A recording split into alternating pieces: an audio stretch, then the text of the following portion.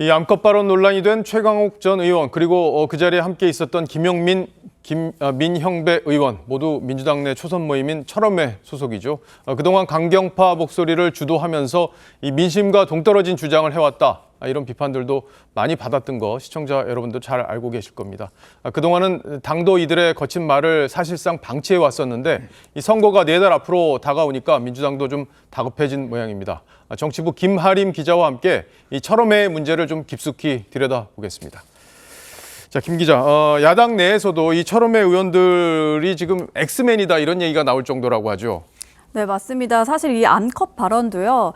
민형배 의원의 탈당의 정치 북콘서트 자리에서 나온 발언인데요. 이렇게 보시다시피 사회자를 제외하고 최강욱 전 의원과 김용민 의원 그리고 민형배 의원 이렇게 세 사람 모두 철험회 소속이었거나 현재 소속이죠.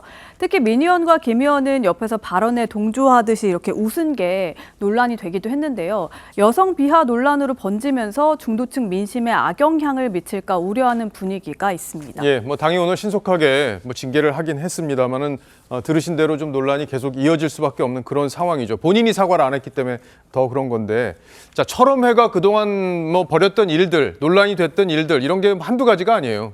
네, 맞습니다. 최근 송영길 전 대표가 한동훈 장관을 비하한 이후에 릴레이처럼 막말을 한 의원들도 보시는 것처럼 대부분 철험회 소속 의원이었습니다. 먼저 철험회 소속 의원들이 누군지 몇 면을 함께 보실까요? 먼저 이 사진 다 기억하실 겁니다. 황운하 의원이 자신의 지역구 대전에 기록적 폭우가 쏟아진 날이죠. 철험회 의원들과 수해 뉴스가 나오는 이 TV 화면 앞에서 이렇게 웃으면서 인증사진을 찍었는데 최강욱 의원이 SNS에 공개했다가 여론의 문매를 맞았습니다. 예, 여기 모인 분들이 다 철험회 소속이죠? 네, 그렇습니다. 또 그 전에 철험회 소속 의원들이 설화를 많이 빚었었는데요. 네. 그중에 몇 가지를 제가 가져와 봤습니다. 일단 지난해 최강욱 전 의원은 이미 짤짤이 발언으로 당원권 정지 6개월을 받았는데 재심을 청구해서 실제 집행이 되지 않은 바도 있고요. 또 코인 거래로 사회적 비난을 받았던 김남국 의원은 한동훈 장관 청문회에서 이모 교수를 이모라고 말해서 비웃음을 사기도 했습니다.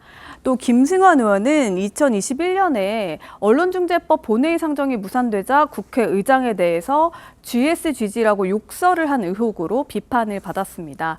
또 양이원영 의원의 경우에 김은경 혁신위원장이 노인 비하 발언을 했는데 그걸 두둔했다가 사과를 했고요. 김의겸 의원은 다 아시다시피 청담동 술자리 의혹을 비롯해서 여러 건의 가짜 뉴스를 만들어냈다가 당 대변인에서 경질되기도 했습니다. 논란된 발언들 들어보시죠. 이 논문을 일저자로 썼습니다. 이모하고 같이. 누구와 같이 썼다고요? 이모하고요. 이모. 청담동에 있는 고급스러운 바였고요. 그 자리에는 그랜드 피아노가 있었고 첼로가 연주됐습니다. 기억나십니까? 자, 이 볼수록 논란이 되는 그런 장면들인데, 어떤 분들은 참 재밌게 보시기도 하셨을 테고, 어떤 분들은 참 한심하다 이렇게 보셨을 분도 있을 것 같아요. 자, 이분들이 어떤 동기로 이런 모임을 만든 거예요? 네, 철험회는 문재인 정부 당시인 2020년에 검찰 개혁을 기치로 내걸면서 만들어졌습니다. 검수완박 법안을 밀어붙이고 최근에는 검사 탄핵안을 대표로 올리기도 했는데요. 이재명 대표의 사법 리스크가 불거질 때마다 호위무사 역할도 마다하지 않았습니다. 이 때문에 강성 팬덤 지지를 등에 업고 있지만 계속되는 거친 언행으로 민주당을 중도층과 괴리시키면서 엑스맨이 됐다는 당내 비판도 받고 있습니다. 예, 저렇게 열심히 본인들의 어떤 정치적 생각들을 가지고 계속 그 강성 지지층을 이제 끌고 가는 역할을 한 것은 있는데 지금 정치적 상황은 대부분 다 지금 좋지가 않죠. 네, 그렇습니다. 이미 창립 멤버인 최 전 의원이 조국 전 장관 아들 가짜 인턴 증명서 발급 혐의로 의원직을 상실했고요. 김남국 의원은 코인 논란으로 제명 위기에 처하자 탈당하면서 내년 총선에 불출마하겠다고 선언했습니다.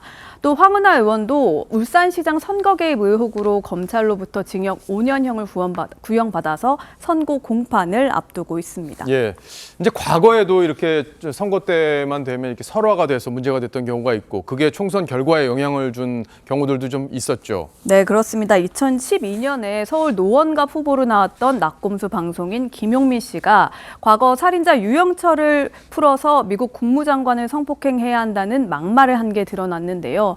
민주통합당은 19대 총선에서 국회 과반 의석을 새누리당에 내줬습니다. 당시 발언 들어보시죠.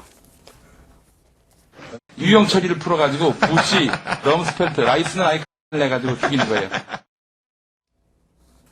2004년 총선에서는 정동영 열린우리당 의장이 60대, 70대는 투표하지 않고 쉬셔도 된다고 해서 노인 비하 논란이 일었었는데요.